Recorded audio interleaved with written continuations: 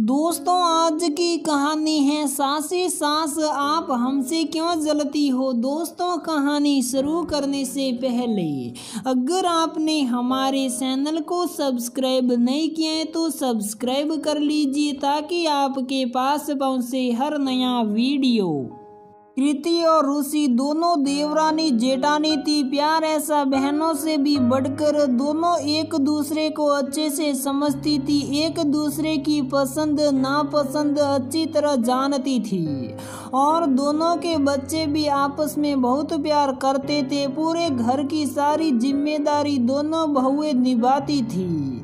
सासू माँ तो सिर्फ आराम करती थी, ये दोनों बहुओं का फरमान था। और ननद खुशी अभी पढ़ाई कर रही थी। कृति और रूसी को देखकर कोई देवरानी जेठानी नहीं समझता था। कृति बड़ी थी और बहुत समझदार थी और सोच समझकर हर काम करती थी। रूसी दिल की तो बहुत अच्छी थी लेकिन कान की कच्ची और बहुत भोली थी। दोनों का प्यार कुछ लोगों को अच्छा नहीं लगता था और देखकर जलते थे और बहुत कोशिश करते थे फूट डालने की, लेकिन हर बार कृति संभाल लेती। प्राय तो दूर की बातें अपने भी भड़काने की कोशिश में लगे रहते, लेकिन कृति की समझदारी के सामने किसी की दाल न गलती थी। वो रूसी की हर तरह से मदद भी करती और लोगों से भी बसाती रहती ताकि कोई इसके भोलेपन का फायदा उठाकर दिलों में दरार और घर में फूट न डलवा दे। कृति को मम्मी बीमार थी तो कुछ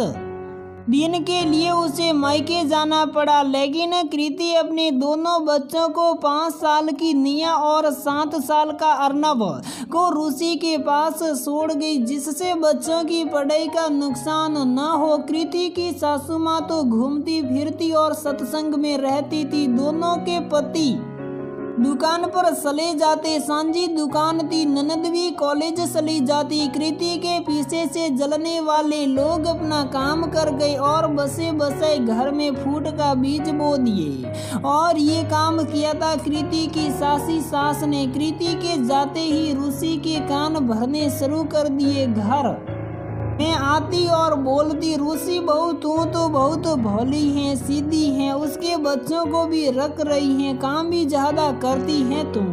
कभी दुकान मकान का भी सोचा है तूने, या सिर्फ कृति की गुलामी करनी है। सब तेरी सास ने उसके हाथ दे दिया है, मकान दुकान और देवर। अपने लिए भी कुछ रख बहू, तेरा भी बेटा है, कुछ सोच। मेरा काम तो समझाना था, तू तो मेरी बेटी जैसी है। 10 दिन तक सासी सास महाभारत का पाठ पढ़ाकर रूसी के दिल में कृति के प्रति विष घोल गई।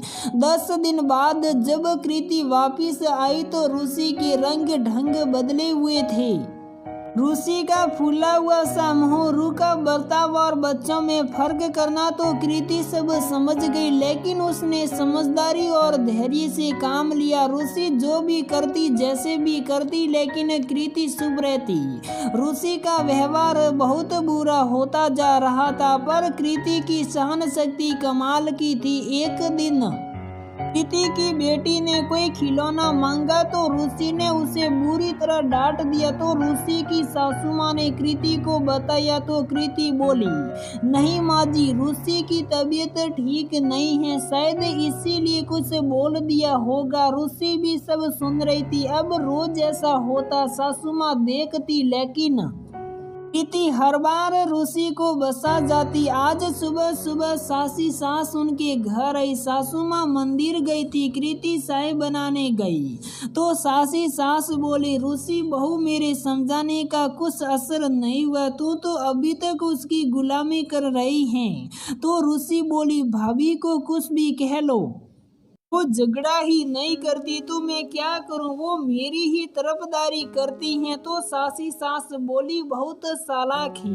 तो जल्दी ही अलग हो जा। तभी कृति पीछे से आई और बोली, मुझे तो पता था ये आग आपकी ही लगाई हुई है, मैं तो आपके मुंह से ही सुनना चाहती थी। मुझे कुछ क्यों नहीं समझाती आप, मैं क्यों झगड़ा करूं अपने रूसी से, जो मेरी सहेली, मेरी बहन और मेरी दुख सुख की साथी है।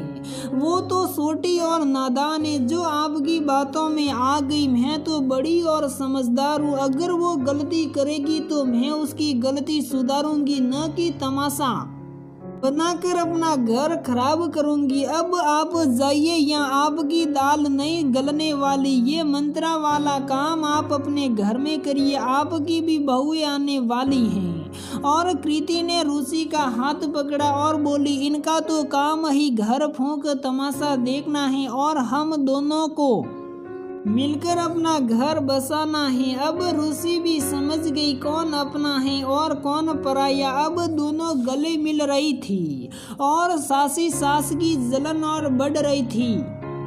तो दोस्तों, इसी के साथ हमारी ये कहानी यहीं पर समाप्त होती है। अगर आपको हमारी ये कहानी पसंद आती है तो वीडियो को लाइक करें, शेयर करें और हमारे चैनल को सब्सक्राइब ज़रूर करें।